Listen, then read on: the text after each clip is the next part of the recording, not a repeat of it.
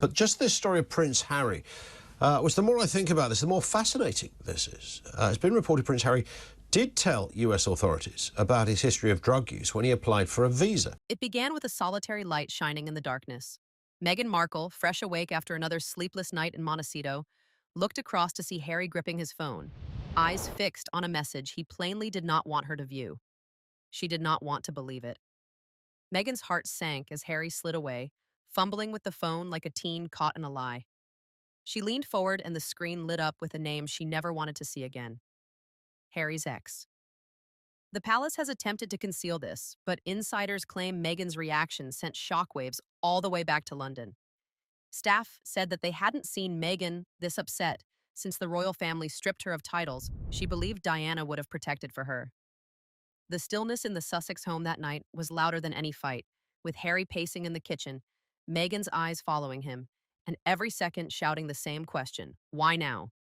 Meghan's next move would astonish even Kate. Because while the world perceives Meghan as polished and calm, she has opted not to be another Diana, silently deceived while cameras flash artificial smiles. It wasn't simply about a text. It was about every commitment Harry made, as well as Meghan's concern that the past would return to haunt her family. The night air was thick with the weight of secrets that had no place in the past. Meghan, unable to sleep, had gone downstairs for a glass of water, attempting to quiet the maelstrom of thoughts that frequently sprang to life in the dark. That's when she heard it: Harry's low voice, muffled yet powerful enough to hold her in place near the stairs. Harry stood in the kitchen, phone held to his ear, the screen's illumination mirroring the anxiousness in his eyes. Meghan's pulse hammered as she went nearer, and Harry turned, startled, fumbling to hang up the phone. The screen flickered, and a name appeared for a single second: Cressida. The same Cressida Bonas Harry once dated. The same Lady Tabloids said may have been the one before Meghan entered the scene. Harry attempted to speak, but the words intertwined, justifications tumbling over one another in the silence. It was nothing, he mumbled, averting her gaze, saying it was only a friendly check-in and that she had contacted him first. But Meghan stood there, mute, eyes chilly, sensing the ghosts of Diana's past, recalling stories about how Charles' friendship with Camilla had evolved into treachery. Insiders claim Meghan did not shout or weep, but her silence was harsher than any allegation. She just turned and went away, leaving Harry alone in the kitchen, the weight of his decisions bearing down on him. That night, the Sussex residence was a palace of whispers, with Meghan alone in the bedroom, wondering all she had given up, and Harry alone downstairs, understanding that one message could unravel everything they had battled to safeguard. Meghan never saw Harry's background as simply that. It was a shadow that glided silently beside them, a reminder of a world that had once fashioned Harry into the man he is today, and the man the royal family wanted to keep. Among those shadows, the name Cressida Bonas was like a never-ending pain. Cressida wasn't simply an ex-girlfriend. She represented Harry's previous life: carefree parties, a close group of aristocratic friends, and a world without the weight of protecting Meghan from journalists or battling for privacy that never existed. Even after marrying Meghan, stories circulated that Harry would occasionally exchange courteous texts with Cressida or Chelsea Davy, his other renowned ex, under the guise of friendly catch-ups. Meghan had attempted to ignore it, believing Harry's promises that it was harmless and that she was the only one he wanted a future with. But that night, when Cressida's name appeared on Harry's phone, the ghosts of the past returned in full force. Meghan recalled Diana's experience with a husband who refused to let go of the lady from his past, a betrayal disguised under polite smiles and family photos. Meghan vowed herself that she would never let history repeat itself, neither for herself or her children. Insiders now believe Meghan's concern inside palace walls was that she would become another Diana, left to battle alone as her husband clung to a history that no longer fit into their future.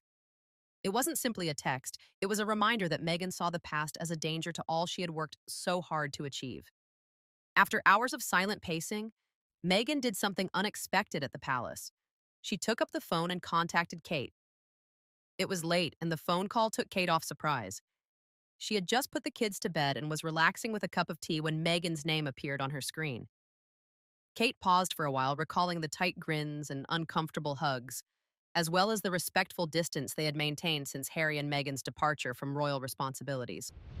but something about Meghan's stillness on the other end of the conversation compelled Kate to listen. Insiders say Meghan, her voice calm but shaking, detailed what she had seen. Harry messaging Cressida, the icy terror growing in her chest, a sense of betrayal that was too similar to Diana's story. Meghan, who seldom showed vulnerability outside of her network, acknowledged she didn't know who to trust. At that point, she informed Kate, "I will not be another Diana." Kate remained silent, but her mind was racing. She had witnessed what treachery had done to Diana, how suspicions of infidelity could crush a woman's spirit even while cameras filmed her smile. Kate, who had become the silent backbone of the monarchy's future, understood Meghan's desperate tone. According to sources, Kate did not support either side that night. Instead, she advised Meghan to be strong and prioritize her family, just as Diana would have desired. Reaching out to Kate was a gamble for Meghan, but it was also a statement.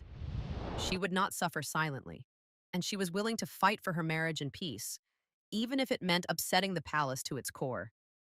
Word spreads quickly in royal circles, and Meghan's late-night call to Kate was no exception. By the morning, William knew everything. The future king, famed for his calm yet stern demeanor, wasted no time. He took up the phone and wanted to talk with Harry directly. According to palace sources, the chat was far from fraternal.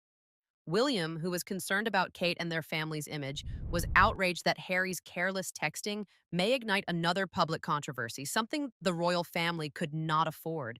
He reminded Harry of what they had all seen with Diana, how whispers of adultery shattered their mother's calm, and how the press would transform Meghan's anguish into a feeding frenzy if this spilled. Harry, fatigued and defensive, pushed back, arguing that he was merely being nice to someone from his past. But William was not convinced. He advised Harry that Meghan's confidence was more important than any old friendship, and that the goal was to safeguard the family rather than their personal sentiments. Insiders suggest Meghan's dread has now become William's issue as well. He didn't want Meghan to face the same humiliation Diana endured, nor did he want Harry to repeat their father's faults. Behind closed doors, the animosity between the brothers resurfaced, with William insisting that Harry show his allegiance to Meghan and the family, telling him that there was no room for dual loyalties while the world was watching. It was a moment that tore Harry apart, as he realized that his actions had not only damaged Meghan, but also risked dragging his entire family back into a nightmare they had all promised never to repeat. As reports of William and Harry's altercation spread across palace gates, Camilla and Charles scrambled to manage what might become yet another catastrophic controversy. For Charles, it was déjà vu of the worst sort, a terrifying reminder of the headlines that previously branded him as the adulterous prince who wrecked Diana's life. And he knew that if this story broke, the entire royal family would be thrown into another tempest. According to insiders, Camilla was dismissive, calling Meghan's reaction overdramatic and claiming that Harry's friendly text was not worth causing turmoil over. She allegedly told aides, "If we let every woman's insecurity run this family, we'd have no family left." Her statement simply widened the schism, with royal aides discreetly observing that Camilla's coldness was precisely what Meghan had feared, a reminder that Diana's sorrow had never been important to those who inflicted her. However, Charles was considerably more concerned with the optics. The new king, who had spent years attempting to rebuild his image following Diana's death, knew Meghan's fans would not keep silent if they detected disloyalty. He directed top advisors to devise a backup plan in case the media became aware of the texting incident. The family's public relations staff was on high alert, writing statements and monitoring social media for any leaks. Camilla rolled her eyes at Meghan's antics, but Charles recognized the risks. The monarchy didn't need another controversy to remind the world of its history of treachery. For Charles and Camilla, it wasn't just about Harry's message. It was about maintaining the royal family's fragile image, which could crumble at any time. In the days that followed, Meghan made it plain that she would not be another mute royal bride, smiling for the cameras while dealing with treachery behind palace walls. Insiders claim she faced Harry with calm resolve, reminding him of every vow he had made to protect his family and leave the horrors of the past where they belonged. According to rumors among workers, Meghan made a quiet but forceful ultimatum. "It's our future, or your past." She advised Harry that if he honestly wanted to be different from his father, if he truly wanted to respect Diana's legacy, He needed to prove it by deeds rather than hollow words. Harry listened. Within days, Harry was observed making clear displays of affection for Meghan, from securely gripping her hand at public outings to issuing carefully phrased pronouncements about keeping their family's peace. Meghan, meanwhile, marched out in confident quiet, her chin up, demonstrating to the world that she would not be shattered by whispers or betrayals. For the palace, this was a wake-up call. Meghan's strength had transformed a possible scandal into a moment of reckoning, compelling Harry to prioritize the present over the past. The world watched as Meghan regained her narrative, showing that she would never allow history to repeat itself, neither for herself or the children Diana would have battled to safeguard. In that modest power maneuver, Meghan delivered a message not just to Harry, but to the whole royal family. She would not be hushed.